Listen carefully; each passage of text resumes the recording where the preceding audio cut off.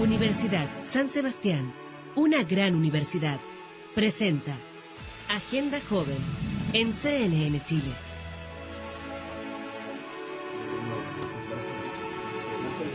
¿Qué tal? Bienvenidos, comienza Agenda Joven. En el día de hoy te invitamos de inmediato a participar en @AgendaJovenCNN, @AgendaJovenCNN, porque existe hoy día la discusión de qué tan validado está el movimiento estudiantil. El apoyo, de acuerdo a las encuestas que tenía el año pasado, este mismo movimiento ha disminuido. De hecho, cerca del 70% de las personas en una encuesta realizada por ICOM y el Mercurio dice que ya las tomas fueron suficientes.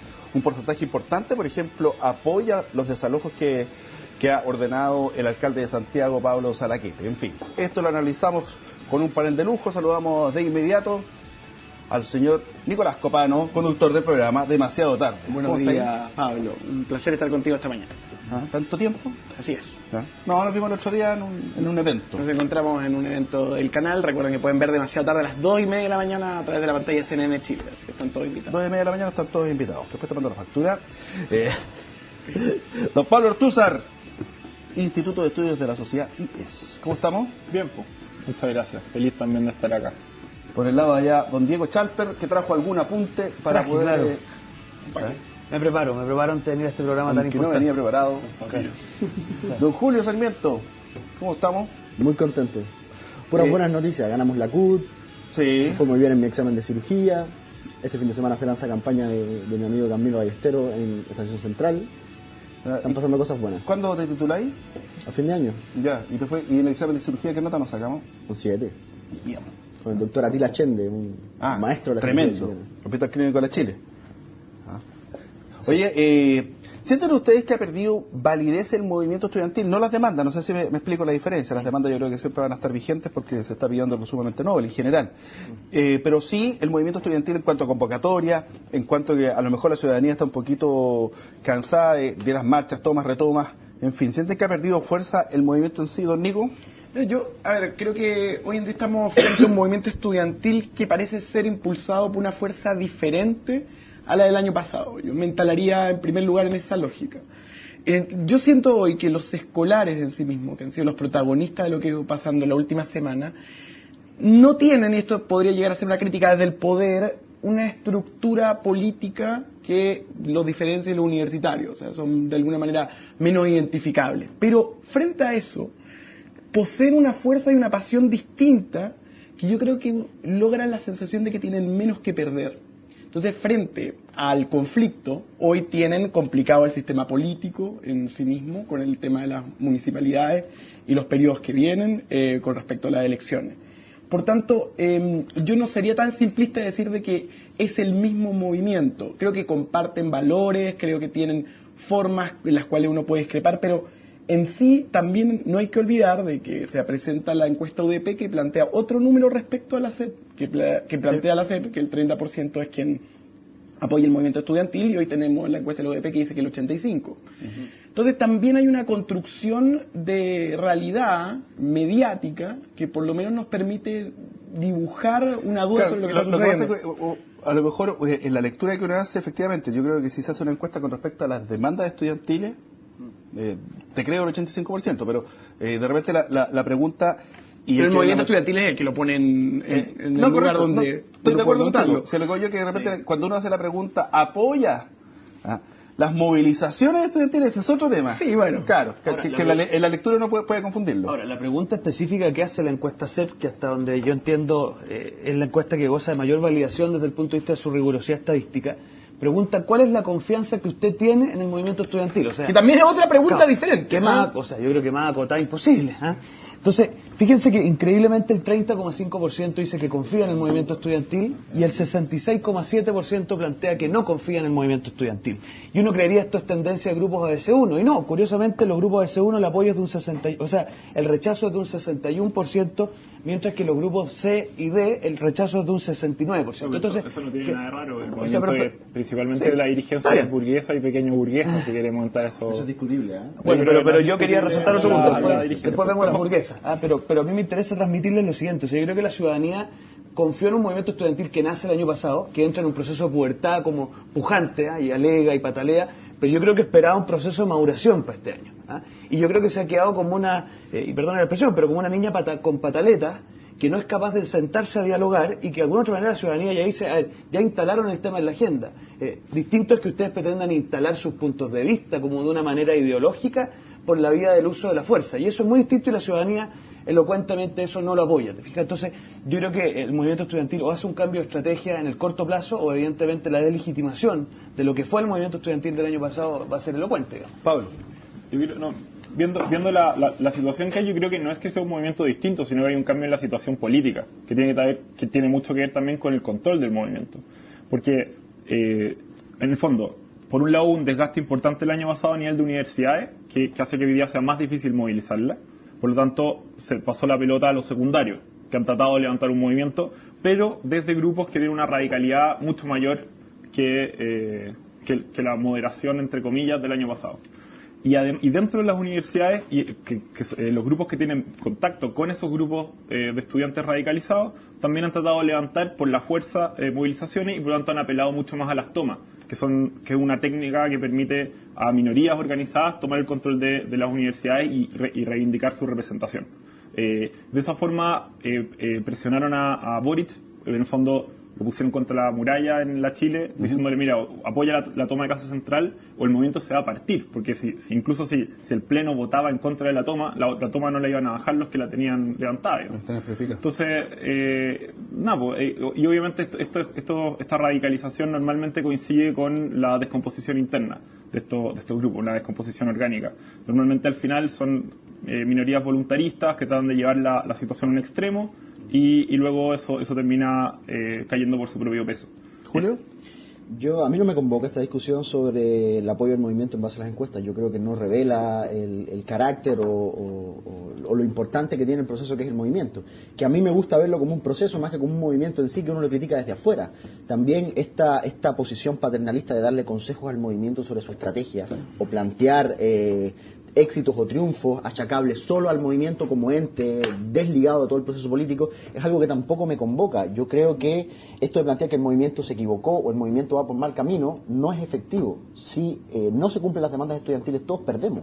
Con lo que pasó el año pasado, con el desgaste del movimiento, con la radicalización del movimiento que lleva a la violencia que hemos visto en los últimos tiempos, son procesos con los que todos perdemos. El sistema político pierde, el sistema de partidos pierde, la legitimidad de la clase dominante pierde, y hay una serie de cosas que son efectos adversos del movimiento, o efectos secundarios, que no se consideran en esta discusión. Y quiero también plantear que este discurso también construido de gracias al movimiento estudiantil por instalar los temas, ahora dejen que el mundo político funcione, es una cosa también instalada con interés político particular que no tiene nada que ver con la realidad y que le hace mucho daño a la política. Sienten ustedes que, porque aquí me pregunta Vivian Grossman lo siguiente: ¿a qué se refiere con movimiento burgués si los líderes son comunistas? Ojalá explique lo que se dijo.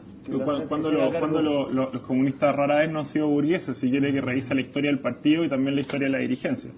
Eso no es cierto. El movimiento, o sea, el Partido Comunista... Estamos hablando del término burgués hoy, 25 de agosto de 2012, a las 11:40 de la mañana, en un estudio del siglo XXI.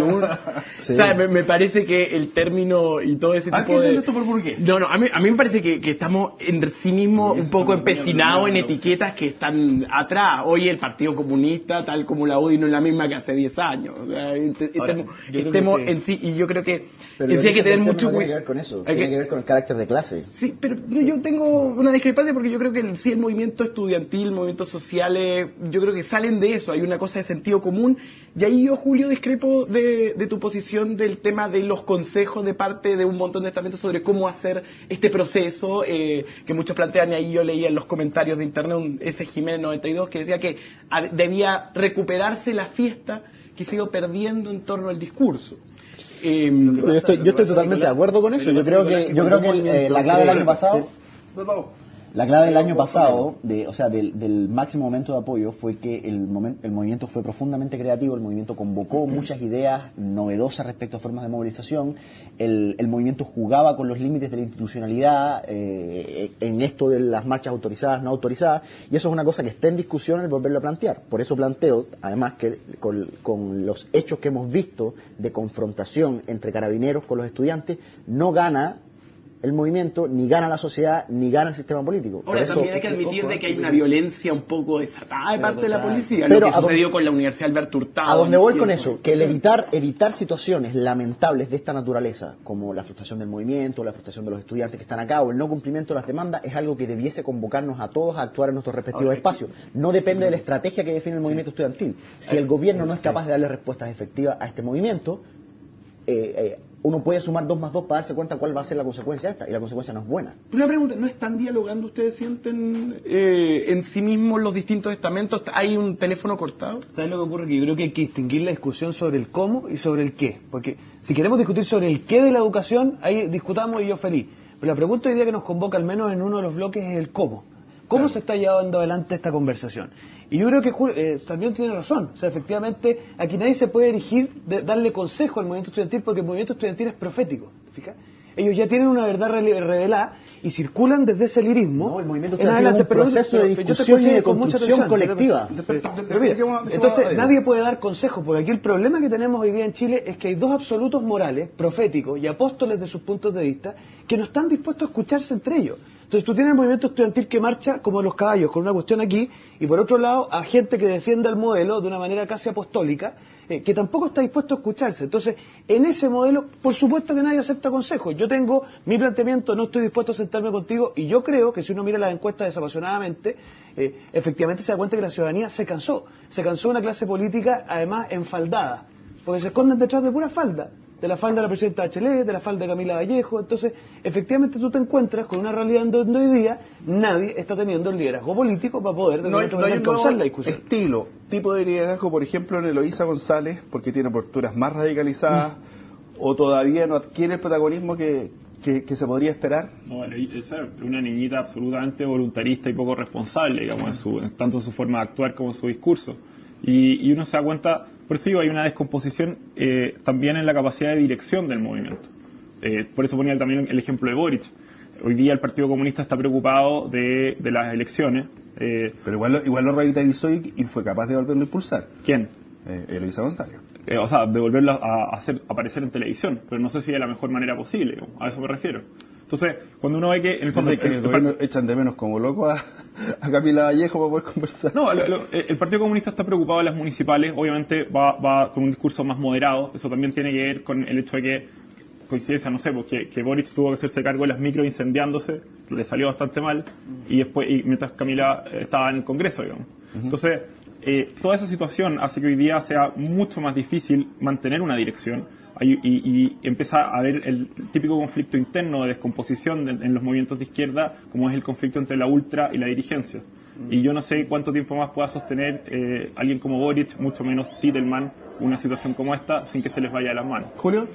Yo creo que el movimiento estudiantil no está en lo absoluto muerto. Ha dado motivos para pensar que realmente hay un nuevo aire, hay un cambio en la conducción, efectivamente, que eso puede a algunos gustarle, a otros no gustarle, pero eso no afecta la capacidad de cohesión que tiene el movimiento estudiantil, y el proceso de definición de cuál va a ser la estrategia es un proceso que tiene que dar a través de la discusión colectiva. No hay acá un endiosamiento, o no se sienten ellos como mandatados respecto de por razón divina respecto a cuál es la estrategia que toman, sino que las estrategias han salido de procesos de discusión, y esos procesos de discusión analizan las contradicciones reales que tiene la sociedad, y esas contradicciones están. No ha habido respuesta efectiva, hay endeudamiento, hay frustración, hay una situación de promesas incumplidas, hay una situación de vulnerabilidad de derechos, y con esa base todavía existente, lo que vemos son procesos, flujos y reflujos que tienen naturalmente los movimientos.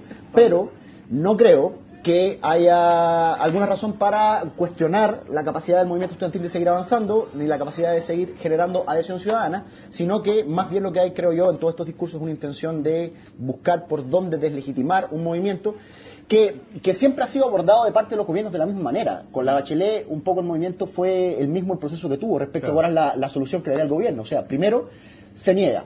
La negación, no hablamos con ellos, la situación política se hace insostenible y se les da la posibilidad de conversar, se enalza el movimiento estudiantil en el carácter de que gracias por instalar el tema, pero en términos de las propuestas, lo que hay es gatopardismo, o sea, se cambian algunas cosas para que todo siga siendo lo mismo, y finalmente se instala la sospecha, o finalmente se instala la descomposición del movimiento, o la falta de estrategia, o la falta de legitimidad social, y con eso básicamente lo que se busca es plantear que el movimiento ya no es el mismo, sino que es otro, que las demandas cambiaron, que se politizó, para no hacerse cargo de la falta de respuesta del fondo. Yo creo que muy corto, si sabes lo que pasa, que acá al final, yo creo que en el diagnóstico, yo creo que el que hoy día no está de acuerdo que la educación requiere reforma importante, o sea, francamente vive en otro planeta, ni siquiera en otro país. ¿Ah?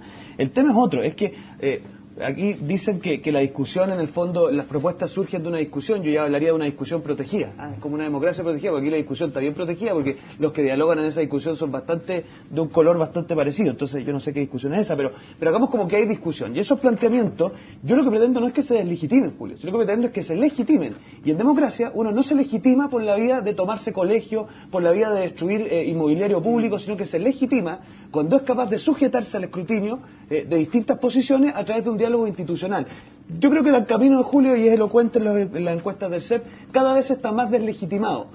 Yo que creo que efectivamente muchas de las posturas del movimiento estudiantil son razonables, espero que se legitimen en la medida en que dialoguen en el espacio institucional. Yo creo que ese argumento era posible, una cosita bien breve, ese argumento era posible antes de que fuera tan patente en Chile la deslegitimidad que tiene el sistema político, la deslegitimidad que tiene la Constitución, la incapacidad que tiene el sistema político para darle espacio a la representación de esas demandas. Y eso hoy día está perfectamente instalado y ya nadie se compra el cuento de que los movimientos tienen el espacio en el gobierno y que a través de las votaciones cada 4 años se cumplen las demandas. Yo creo que no hay que ser ingenuo en un dato. No hay que ser ingenuo en un dato. La misma CEP aparece el siguiente número, que es que el 42% de las personas piensa que la educación debería ser gratis y solo el 3% siente que no debe ser gratis. El resto piensa de que esos recursos se tienen que enfocar. O sea, si eso no es un triunfo del movimiento estudiantil... Pero ojo, que el resto piensa que quería era una... Sí, pero el tema del foco. Pero además de eso, el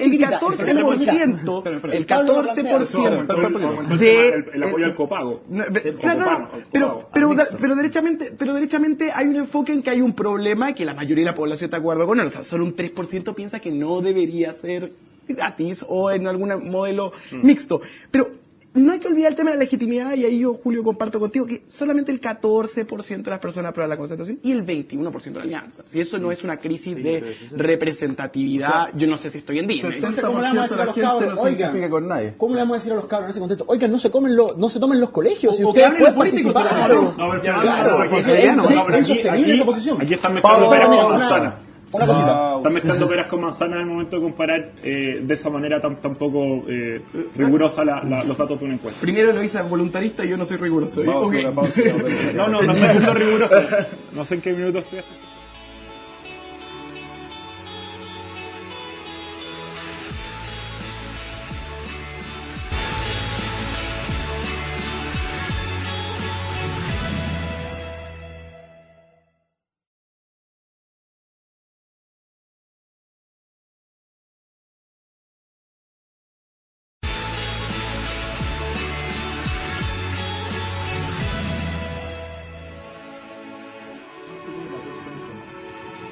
De vuelta acá en la agenda joven. ¿Cómo fue? ¿Cómo fue lo que dijiste recién? ¿De los troscos? Los troscos, sí. Bueno, los trotskistas en la Chile siempre sacaban diagnósticos bastante razonables y plantean las soluciones más ridículas, pero eso era una anécdota. O sea, debería trabajar con alguien que hiciera la diagnosis y otros que hicieran la solución. Claro. Una cosa que era la solución. Oye, mande, dele. Una cosa que quería decir del Parlamento es que justamente el cuata no te va a escucharse solo, si está bien. Justamente... Oye, pero ¿qué violentos son? Dejen de esas posiciones hieren a Chile. Porque no hay diálogo. Hombres, si los conocemos. Es en el fondo un síntoma de que te estás quedando sin argumento. No, para a sacar Cuba y hablar ponerle un del poquito Castro, y no, que es el partido siempre. Eso es que te estás quedando sin argumento. Dale. A donde voy es que hay una diferencia notable en cómo ustedes mismos presentan el tema, ustedes dos. O sea, cuando uno habla del movimiento estudiantil, no puede achacar al movimiento estudiantil solo el hecho, y agradecérselo más encima, de haber planteado el tema de que hay que mejorar la educación. El movimiento estudiantil no habla de que hay que mejorar la educación. El movimiento estudiantil habla de educación gratuita, habla de desmunicipalización, habla de una serie de planteamientos de fondo que la derecha y todo su aparataje comunicacional y sus intelectuales orgánicos lo interpretan solamente como que mejoremos la educación, de manera tal de dejar abierta la posibilidad a plantear ellos su solución, que no es solución de nada. y es absolutamente demostrable que no lo es. La mejor educación es el conjunto. El movimiento estudiantil no ha tenido soluciones en los temas que ha planteado, y su objetivo no fue plantear el tema de la educación, y su medida no puede ser que tanto lo hicieron, sino que tanto avanzaron en las demandas que son la base de la adhesión ciudadana que también tenía. Gratuidad, desmunicipalización, educación estatal, yo tengo la sensación de que esto es un avanzar sin transar. Mira, allí, como a partir de lo que dice Julio o la interpretación freestyle de datos que hace Nicolás, uno puede, claro, llegar a la idea, uno ve claramente la idea de que el movimiento, de alguna manera, ya que tiene cierto apoyo de la opinión pública, debería poder legislar desde la calle. Y esa es una posición que es inaceptable en un Estado de Derecho y bajo un orden democrático. No se puede aceptar que un movimiento legisle a partir de marcha, y el espacio donde esto se legitima es el Congreso, y el Partido Comunista lo sabe, y por eso mantiene una doble estrategia. Por un lado, un discurso como el que acaba de decir Julio, y por otro lado, estar juntando votos para las municipales a partir de los propios dirigentes del movimiento. Eso es cierto, lamentablemente es así, pero... Nico, espérate, una cuestión más. A mí me parece que el problema entonces es que efectivamente la situación se tiene que resolver por la vía legislativa, y que hay propuestas muy valiosas del movimiento. Especialmente yo hace poco leí la propuesta sobre superintendencia de educación que planteó la Universidad de Chile, que presentaron en el Congreso, y que era en muchos puntos superior a la que tenía el gobierno. Y esos son espacios tremendamente valorables y donde se va a avanzar. Pero a partir de eslogans y de marchas no se puede legislar. Dime una cosa, mira, aquí Pablo de la Peira dice: el movimiento estudiantil no entiende que el gobierno tiene la legitimidad de resolver el tema de la educación desde sus valores. Yo creo que hay una cosa que se nos va a veces, y tomando un café con gente de la Chile el otro día lo conversamos. Los movimientos están... No, tranquilo. Los movimientos están compuestos de humanos, porque no son máquinas ni software que tiene que responder a cierta idea de forma clara, precisa y concisa. Y yo siento que hay un tema que es súper lógico, y un tema generacional, de una generación bastante adicta a la inmediatez. Hay cierto agotamiento de la esperanza, y eso se nota porque incluso dentro de las mismas universidades hay como un ánimo, bueno, ya el año pasado hicimos, pero parece que no hay resultado. Y ahí yo coincido que derechamente hay un tema valórico, que es una especie de pared que no permite que podamos dialogar y podamos generar puente entre un lado y otro.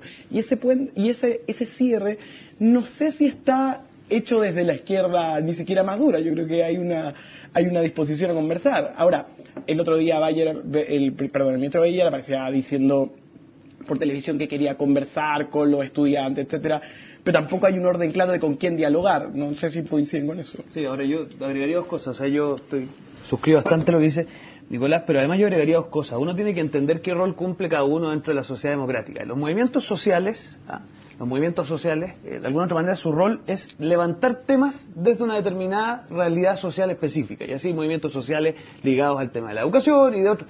Ahora, después la clase política lo que tiene que hacer, que yo creo que lo ha hecho mal, o sea, yo creo que la clase política, no ha dado nunca con la sintonía a lo largo de este tema, es canalizar las distintas inquietudes de la sociedad de manera a buscar la armonía entre ellas hacia el bien común. El que no consigue así la sociedad, la consigue en permanente conflicto, y ya sabemos dónde eso termina. Entonces, yo creo que efectivamente hay una realidad, Pablo, que es lo que decía ahí la persona en Twitter, que es que aquí hay una diferencia que nunca se ha dicho, que tiene que ver con los valores que subyacen a las propuestas del movimiento estudiantil y a los que subyacen al planteamiento que hoy día está en el gobierno. Uno es más ligado a un planteamiento quizás más de inspiración marxista, y otro de un planteamiento más de inspiración friedmaniana, si usted quiere. Entonces, obviamente que eso es imposible que coincida en todo, y mucho menos que se produzca una simbiosis, porque si surgen conflictuados. Ahora, ¿quiénes son los friedmanianos? O sea, yo te diría que los gallos que están ahí en el Ministerio de Economía y el planteamiento económico que trae el gobierno es de Friedman, ¿no? Y efectivamente ahí hay un... Ahora, cierro.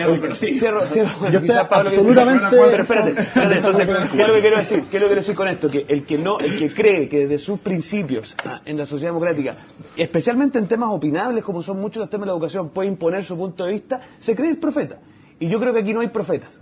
Y yo creo que el movimiento estudiantil, y muchas veces también ciertos ideólogos de ciertas partes y ciertos centros de estudio, se plantean de una manera profética ante un tema que no es de profeta. ¿Qué pasa cuando un movimiento, sea el que sea, tiene sus demandas y siente que sus demandas son escuchadas, pero en el papel se plasma otra cosa? Me refiero a que los mismos proyectos de ley que se enviaron al Congreso no son la solución. Entonces dice, bueno, seguimos con nuestro movimiento para solucionar el problema. Y volvemos al binominal. Claro, ya, saquemos el binominal porque las situaciones son tan y para que cambie el binominal falta bastante. Pero la pregunta es la siguiente.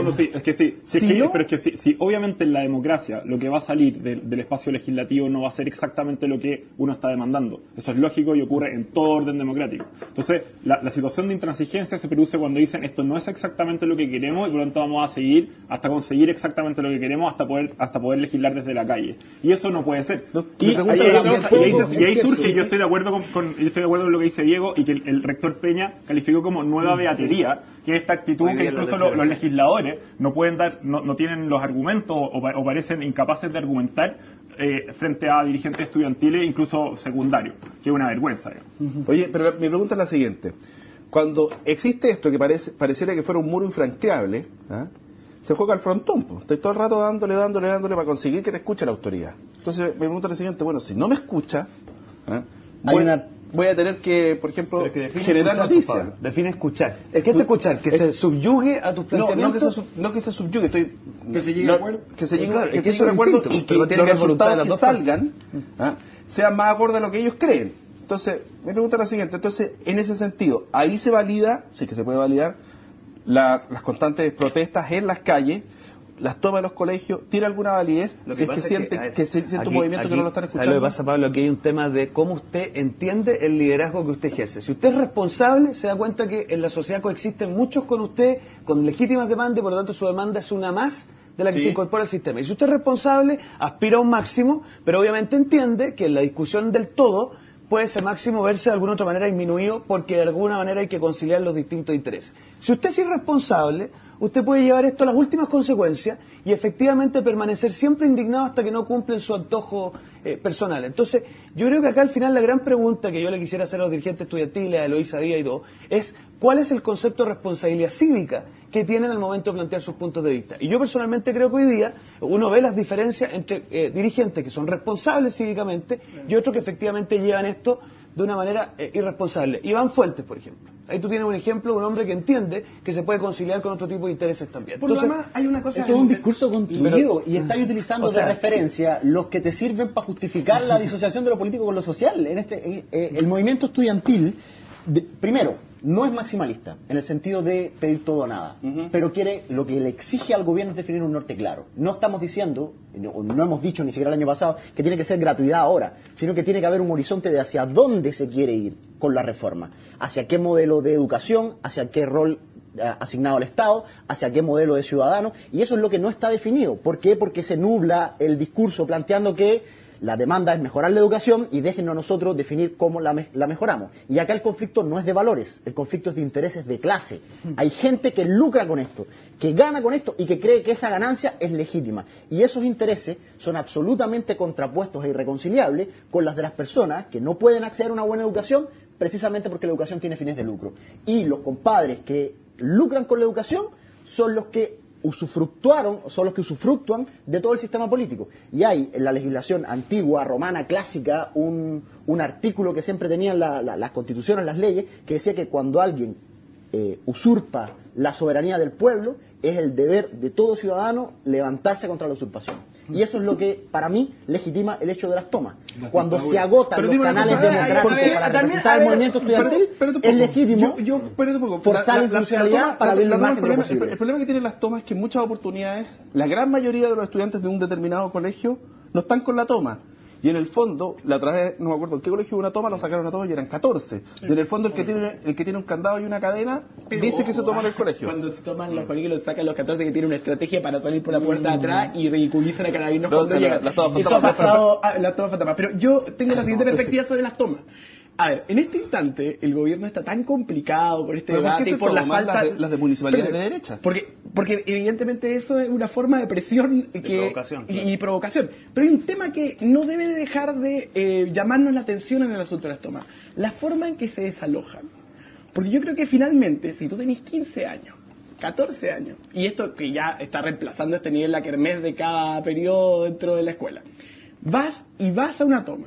y en ese instante vives la experiencia, discurseas, opinas, se generan asambleas, es súper interesante. Nosotros trabajamos en el programa al lado del Carmela Carvajal y siempre en el café escuchamos cómo están conversando, porque esto no es un juego de niños, pero sin duda, como existen los líderes, también hay un factor que es determinante, que es cómo se termina con las tomas, que es bastante torpe de parte del gobierno. Porque si hay algo emocionante a los 15 años que llegue Carabineros y te saquen, eso no es visto como, ahora vamos a tener la toma. No, es un desafío de la autoridad que va a seguir incrementándose y que vuelve divertido el proceso. Ahora, pero la cosa es que, ¿sabes cuál es el problema? Que se ven utilizados. Se ven, claro, no es para nada divertido los que se quedan sin clases, digamos, una vez más. Pero sin acceso a la educación. O sea, tampoco seamos ingenuos, son chicos que tienen Facebook o Tumblr, no estamos viviendo en el planeta donde están todos leyendo. El punto que a mí o sea, las tomas no son algo divertido, es una forma en que una minoría se impone en forma coercitiva sobre la mayoría.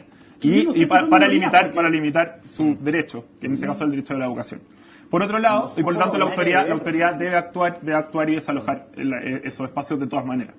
Por otro lado, a mí lo que me llama la atención es que generalmente todo conflicto tiene una estructura parecida que se repite todas las veces.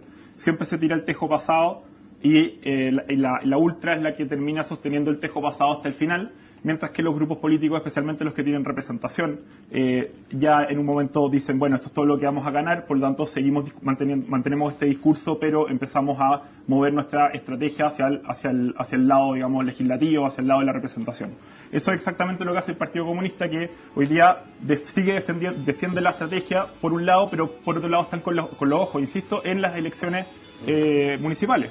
Entonces, aquí vienen con un discurso extremadamente radical, pero sus intereses claramente no están hoy día en la calle, o por lo menos no es lo que se ve. ¿Y quién tiene autoridad para hablar del Partido Comunista? La realidad, la observación de la realidad, ¿no? Pausa, ya estamos de vuelta en Agenda Joven.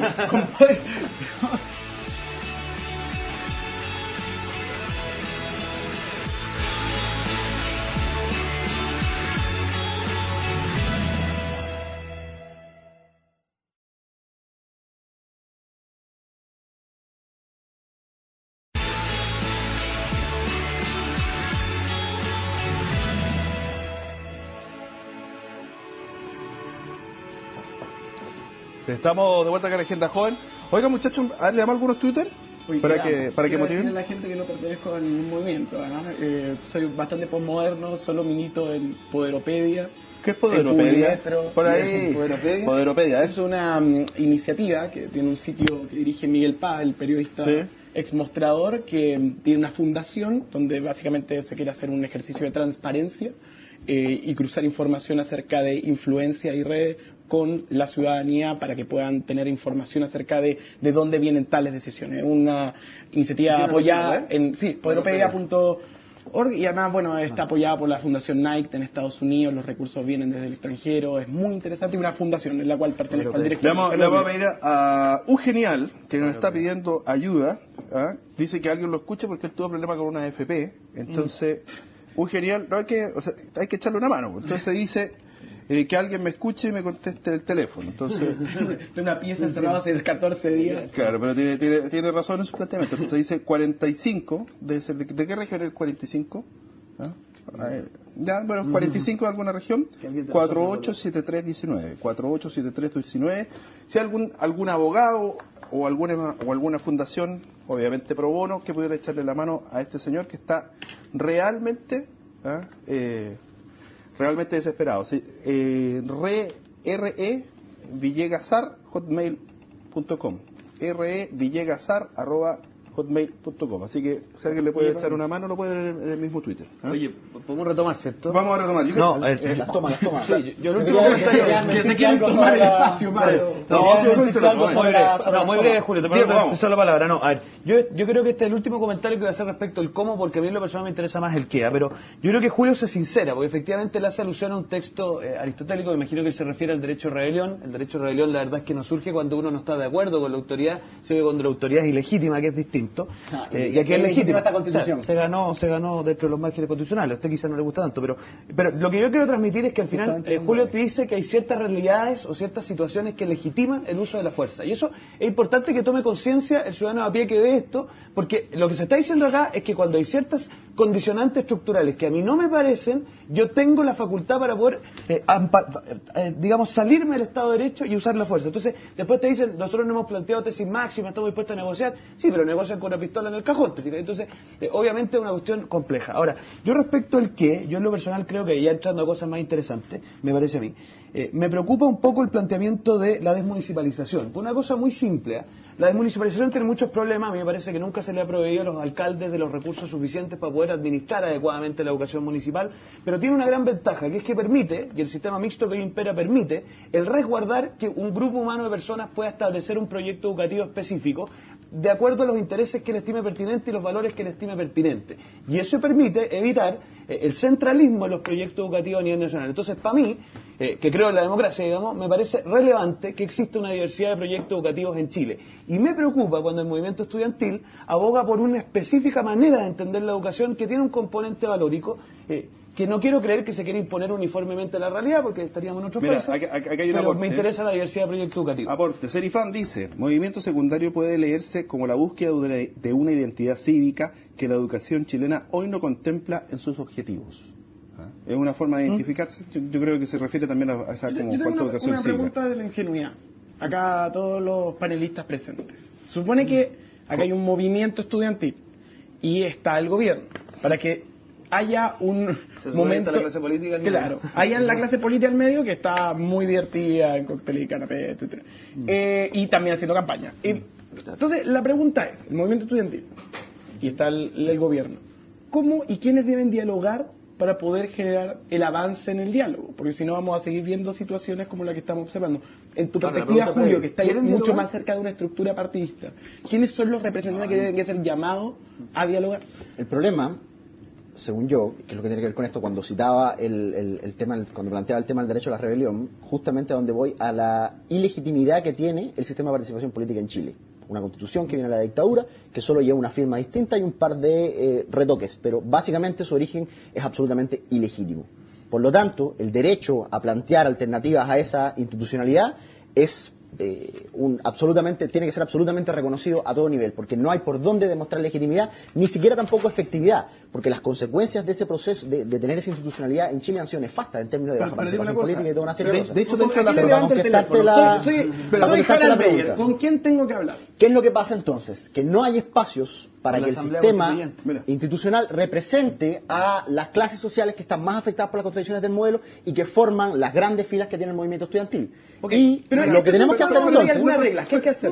Lo que tenemos que hacer entonces es abrir espacios y vasos comunicantes entre las demandas del movimiento estudiantil y el mundo político. Por eso es que el Partido Comunista, no como lo dices tú, pero sí tenemos intereses en utilizar varias formas de lucha de manera tal que cada vez sean menos los espacios que están absolutamente copados por intereses distintos a los intereses de las personas que componen el movimiento estudiantil. Abrir una oportunidad para esos espacios implica ganar espacios representativos y ganar mecanismos de participación. Sí se puede legislar desde los proyectos populares, sí se pueden hacer formas en que la democracia sea participativa a través de referéndum y plebiscito. Y hay que generar los espacios. Dice, por ejemplo, que dice, ¿qué tan bien o tan mal cree usted que funciona la democracia en Chile? En la última, me voy a referir al último periodo de julio a agosto, un 17% dice que bien o muy bien, el 54% regular, mal o muy mal el 20%, bueno, y el 9% no sabe o no contesta. Reforma política, en su opinión, el actual sistema electoral binominal, en lo esencial, ¿debiera cambiarse? Un 49% dice que debiera cambiarse. Pero ojo con las de abajo, Pablo, porque tiene que ver con la sintonía fina con lo que está planteando Julio. Que la verdad es que la mayoría de la gente contradice las premisas en las que descansa el movimiento estudiantil. Cree en un Estado bastante... yo creo en un Estado que se involucra en la sociedad. Yo no creo en este Estado panorámico. Pero interesante lo que la gente piensa. De las prioridades el cambio del sistema político. Pero sí, yo creo que entonces, a lo que va la gente es que quiere solución. Entonces, no sé qué tan urgente es el cambio del sistema político hasta la idea de la Asamblea Constituyente. En todo caso, Ignacio Walker está de acuerdo con la Asamblea Constituyente. Ignacio Walker está de acuerdo con cualquier cosa. Necesitan amigos.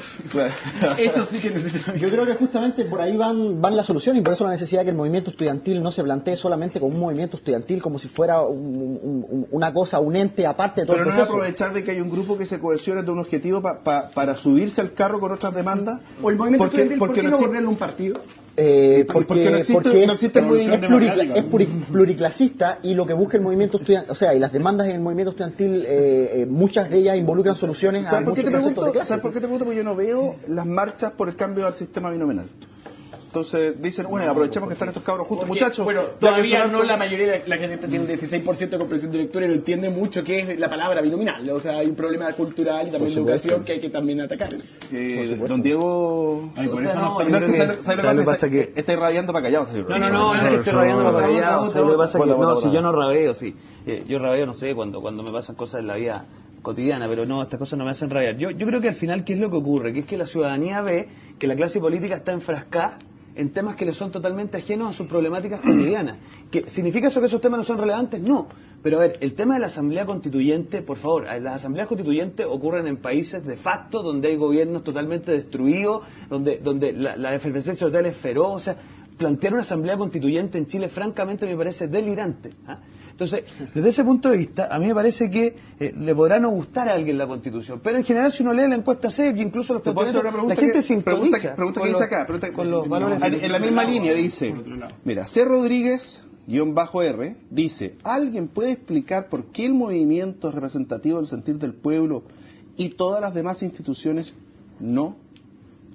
Es que bueno, yo creo que eso es al final una mirada lírica y profética, ¿ah?, del movimiento estudiantil, que yo creo que, a ver, yo no le resto valor al movimiento estudiantil. Yo sé que Julio trata de endosarme eso, pero eso no es real. Lo que yo digo es que el movimiento estudiantil no es una luz revelada que bajó y que nos tiene que decir ahora cómo tenemos que estructurar la sociedad, cómo tenemos que estructurar la educación, y que nadie, y el que ose plantearse en contra, inmediatamente hay una señorita que le manda cartas a ciertos parlamentarios en el Parlamento que en ese mismo instante se subyugan. Entonces, yo te digo una cosa, la preocupación mía es en qué momento perdimos la capacidad en este país de dialogar razonadamente en el espacio público. Esa es la preocupación. Y yo creo que eso es entender que no hay polos absolutos que se enfrentan, que yo creo que hoy día hay un polo A y un polo B que se enfrentan, sino que ir buscando Además, acuerdos la en forma de base interpretar a estos una lógica datos, razonable. por eso es importante, la forma de interpretar estos datos no puede ser convertido, por ejemplo, la confianza que se tenga en el sistema político y comparado directamente con la confianza que se tenga en el movimiento estudiantil, y luego decir que porque difieren puede legislarse desde la calle, el movimiento estudiantil puede legislar desde la calle. Con un razonamiento así podemos nombrar dictador supremo a don Francisco o a Bachelet porque tienen tanta popularidad y listo, ellos tienen mucha más legitimidad que nadie Bueno, con para Bachelet legislar. vamos camino a eso. No podéis comparar el movimiento estudiantil con una institución como el Parlamento, porque son procesos sociales versus instituciones, justamente peras con manzana. Lo que le da legitimidad al movimiento estudiantil es que es representativo de un contexto social y de ciertas contradicciones que están produciendo efectos en sectores amplios, diversos y multiclasistas de la ciudadanía. Y distinto a una institución que se mantiene por aparatos legales, represivos y de otra índole, que no tiene que ver con el proceso de construcción que es el movimiento estudiantil, que es un proceso de construcción social y de representación de las contradicciones de la sociedad. Eso es algo que le da un carácter absolutamente distinto con lo que es institucionalidad. Vamos a una pausa, voy a leer algunos por acá. Dice Zúñiga, concejal. ¿Te apuesto que es candidato a concejal, Zúñiga? Se equivoca Julio Sarmiento del PC, la violencia no conduce a nada. Maringer Durán dice, ejemplo, senador Navarro está más preocupado de sus intereses personales que de los temas país. Así funciona. Jeff Stifler dice, el gobierno siempre ha hecho oídos sordos a las inquietudes del pueblo y no creo que ahora lo haga. Aparte de los twitters que están llegando acá a Agenda Joven. Pausa y ya volvemos.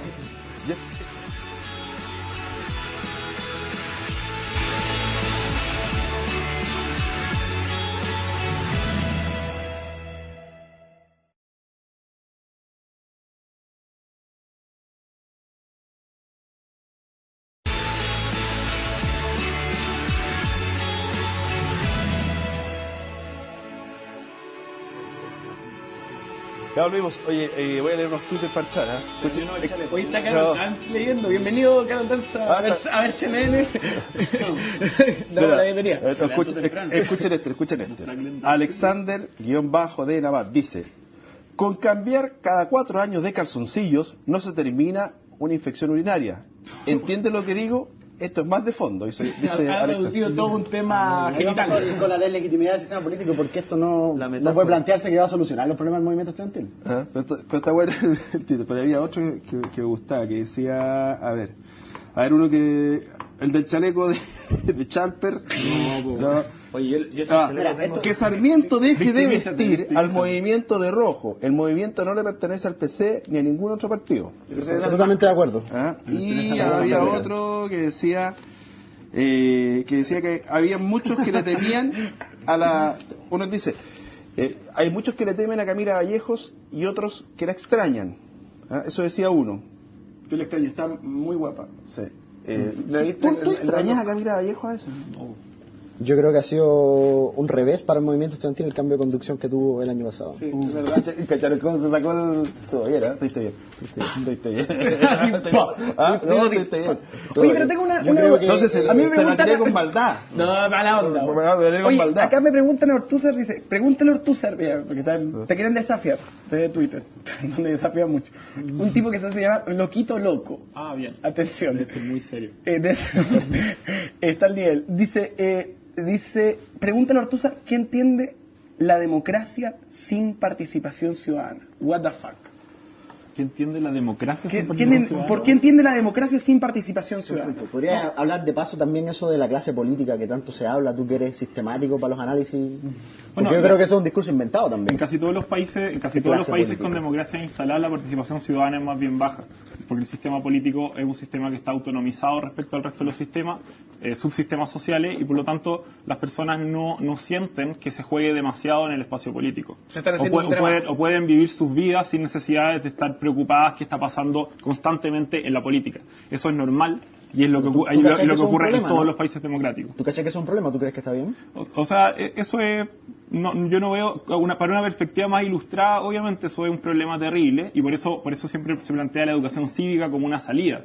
Yo creo que la educación cívica es algo útil, no sé si provocaría más votos, pero evidentemente no refleja que haya una crisis, ni un derrumbe, ni nada por el estilo, al contrario. ¿Y qué En pasa general con los refleja procesos? estabilidad institucional. yo creo que ¿Qué esto tiene pasan que en ver esos también países en términos de movimiento, en términos de estallido, en términos de ataques a la institucionalidad del poder, que se Europa, dan en Estados producto de que hay Unidos, poca participación? Es que Europa eso- está no, llena de oye, movimientos. Pregunta, Mira, conflicto que quiere Loquito Loco. Espérame un poco. Vivian Grossman dice lo siguiente. No conozco país comunista que sea democrático. Como se llama República Democrática de Corea del Norte. ¿O no? Eso no es. Yo creo Ya. Oye, Ya, pero yo creo que me puedo también otro tema que responder, es pero me parece interesante que de Loquito no Loco. viene al tema, me gustaría después Oye, no, muy podemos breve. Yo creo que el Loquito Loco tiene un punto, que es que efectivamente, que efectivamente hoy día en Chile predominan tanto, yo tengo esta tesis, que hoy día en Chile predominan tanto en la izquierda como en la derecha una mirada individualista a la sociedad. Y eso se traduce en que nosotros hemos fomentado sistémicamente el que la gente esté preocupada solo de sí misma. ¿Egoísta o individualista? No, egoísta, para ser más preciso. Entonces, desde ese punto de vista, a mí me parece que la indolencia que uno ve al participar en el sistema político es la misma indolencia de una élite que durante 24 años efectivamente nunca miró la realidad de la educación en Chile, y en eso sí le reconozco al movimiento estudiantil un punto importante, ¿te fijas? Y esa élite indolente también es muy culpable de la realidad que vemos hoy día. Ahora, ojo, cuando se enfoca este planteamiento desde el progresismo, que es la búsqueda de los derechos individuales, lo que no ve la izquierda es que claudica en su afán comunitario de la justicia y lo reemplaza por un anhelo egoísta individualista, que es lo que precisamente tiene hoy día a la política desarticulada, porque la política descansa en la posibilidad de hacer cosas en común, ¿te fijas? Y yo creo que la izquierda ahí se equivoca. Particularmente para la concertación. O sea, Pero total, efectivamente, te das cuenta que- y eso es parte de la crisis ideológica que tiene, y por qué hoy día no convoca a nadie, no tiene modelo Pero que obvio. plantearle a la sociedad, Entonces, porque ha yo creo que la utilizado élite indolente también es elementos de este responsable de eso. individualismo y este egoísmo para plantear cosas embarradas de un discurso de izquierda que efectivamente no es de Yo izquierda. creo que eso no me parece muy sólida la idea. En general, cuando el individualismo es un paradigma que permite perfectamente la participación y la responsabilidad por los demás, pero lo que defiende son los derechos individuales y las libertades individuales. Y a mí me parece que la concertación, que nace de una autocrítica responsable de la izquierda durante los años 80, no puede ser caricaturizada de esa forma como neoliberales descabellados o lo que sea. Hay dos Oye, cosas pregunta nefastas porque nos sobre queda muy lo que poco, planteaste. nos queda muy poco. Voy a hacer algo que se me acaba de ocurrir, fíjense. ¿En qué le encontraste razón hoy día a Diego Chalper? En el último punto le acabo de dar la razón. Ya. En todo el resto tengo profundas diferencias respecto a su visión del movimiento estudiantil, el afán de darle consejos, la deslegitimación de los mecanismos, el llamado a la violencia que han planteado acá. Yo creo que nada de eso es cierto y es efectivo. ¿En qué le encontraste razón yo, hoy día Julio, en la discusión? Mira, yo te voy a decir una cosa Julio. bien franca. Yo tuve la oportunidad de tener a Boric en nuestra oficina conversando, y también a Julio. Creo que el tema del diagnóstico comparto mucho más de lo que él imagina, pero me complica el cómo ellos canalizan ese diagnóstico, que lo canalizan legitimando el uso de la fuerza, cosa que a mí no me parece en una sociedad democrática, y en segundo lugar me complican sus qué. Y eso no lo hemos podido discutir hoy día. Si nos invitan de nuevo, no, nunca lo hemos invitado. Yo no sé si querrá ir, pero yo lo invito. ¿Venís con café? Tenemos Nescafé nomás. A nivel propositivo, la fecha de Gabriel Boric ha sido más que la de Camila Vallejo. Y eso se refleja, en particular, en el caso que estoy hablando de la Superintendencia de Educación, que es un proyecto sólido, concreto, y el cual fue recibido además por la autoridad y tuvo resonancia en el Congreso. ¿En qué le encontraste razón hoy día, Copano? Yo le encuentro razón en que ¿Por qué me lo contrapone? la institucionalidad, Peter Capuzzo. la institucionalidad política no está haciendo bien la pega de ser una caja de resonancia de la opinión pública, y eso no lo está haciendo bien porque los políticos hoy día actúan sin diagnóstico y de manera especulativa. En realidad lo que hace falta, por lo tanto, en política es mejor formación. El problema ahí, el problema es que para cambiar a estos políticos se necesitan votos, y eso queda en manos de la ciudadanía, ¿no? ¿En qué le encontraste razón, Ortúzar, Nico? Yo creo que definitivamente hay una desconexión en el diálogo y que evidentemente no puede ser de forma cuasi filosófica la respuesta, sino que tiene que darse en torno a acercarse y a conversar. Terminamos. Libro. ¿Qué libro recomienda esta semana? Yo recomiendo El Renacer de la Huelga Obrera, que es de Antonio Aravena y Daniel Núñez, a propósito del reciente triunfo que tuvimos en la CUT. Yo recomiendo El desaliento inesperado de la modernidad, que es de Fernando Roble, un sociólogo de la Universidad de Concepción, que está en Script disponible y es mucho mejor que El derrumbe del modelo. ¿Usted, joven, qué recomienda? Más que hacer una recomendación, lo invito a que mañana a las 19 horas, a través de Google Chile en Internet, estaremos presentando, me toca ser el presentador del show de Manuel García. Correcto. Quien estará vía online dialogando a través del sistema Google Hangout para toda Latinoamérica. Y recordemos también de que nos encontramos el día lunes a las 10 de la noche por dtvtr.cl, 1 de la mañana en Canal de Deportes y 2:30 de la mañana en esta señal con Demasiado Tarde y las noticias del día. No, mira, yo pregunté ante el programa qué libro quisiera recomendar, y aquí Cristian Rodríguez recomienda uno que se llama La rebelión de las masas, de José Ortega y Gasset, que describe al hombre masa y su conducta actual. Y yo además aprovecho de promocionar, esta semana sacaremos un estudio sobre la neutralidad ética del Estado y cómo eso genera conflictos cuando tú requieres un Estado más activo en algunas cosas, y por lo tanto ojalá lo puedan ver en la página de Idea País.